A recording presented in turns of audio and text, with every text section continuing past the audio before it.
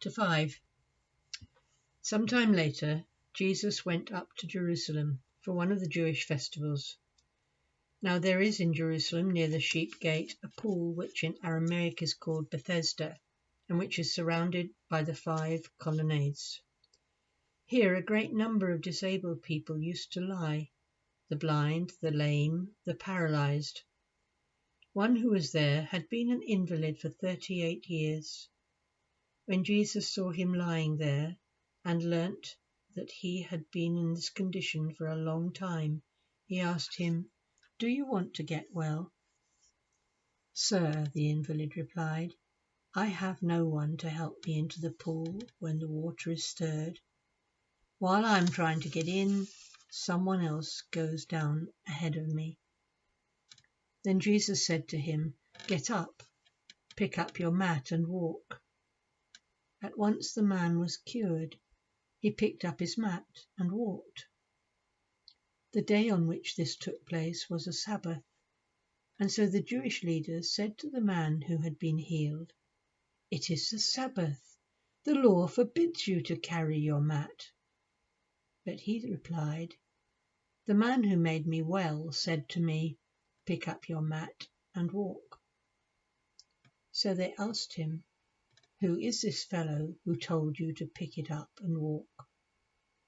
The man who was healed had no idea who it was, for Jesus had slipped away into the crowd that was there.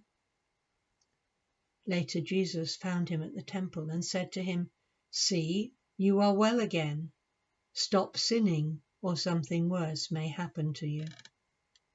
The man went away and told the Jewish leaders that it was Jesus who made him well.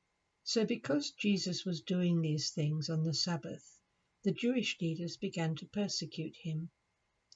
In his defense, Jesus said to them, "My Father is always at his work to this very day, and I too am working."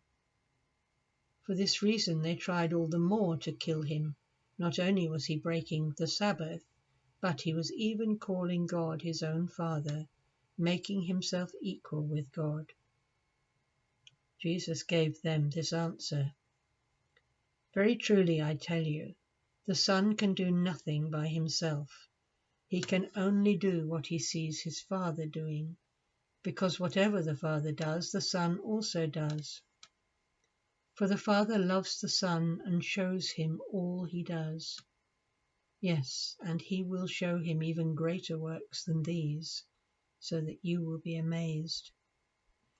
For just as the Father raises the dead and gives them life, even so the Son gives life to whom he is pleased to give it. Moreover, the Father judges no one, but has entrusted all judgment to the Son, that all may honor the Son, just as they honor the Father. Whoever does not honor the Son does not honor the Father who sent him. Very truly I tell you, whoever hears my word and believes him who sent me has eternal life and will not be judged, but has crossed over from death to life. Very truly I tell you, a time is coming, and has now come, when the dead will hear the voice of the Son of God, and those who hear will live. For as the Father has life in himself, so he has granted the Son also to have life in himself. And he has given him authority to judge, because he is the Son of Man. Do not be amazed at this, for a time is coming when all who are in their graves will hear his voice and come out.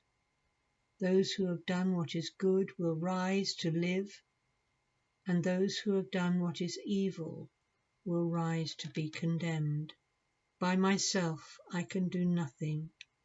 I judge only as I hear, and my judgment is just, for I seek not to please myself, but him who sent me. If I testify about myself, my testimony is not true. There is another who will testify in my favor, and I know that his testimony about me is true. You have sent to John. and he has testified to the truth. Not that I accept human testimony, but I mention it that you may be saved. John was a lamp that burned and gave light, and you chose for a time to enjoy his light. I have testimony weightier than that of John, for the works that the Father has given me to finish, the very works that I am doing, testify that the Father has sent me. And the Father who sent me himself has testified concerning me. You have never heard his voice, nor seen his form, nor does his word dwell in you, for you do not believe the one he sent. You study the Scriptures diligently, because you think that in them you have eternal life. These are the very Scriptures that testify about me, yet you refuse to come to me to have life. I do not accept glory from human beings, but I know you. I know that you do not have the love of God in your hearts. I have come in my Father's name, and you do not accept me. But if someone else comes in his own name, you will accept him. How can you believe, since you accept glory from one another, but do not seek the glory that comes only from God? But do not think I will accuse you before the Father. Your accuser is Moses, on whom your hopes are set. If you believed Moses, you would believe me, for he wrote about me. But since you do not believe what he wrote, how are you going to believe what I say?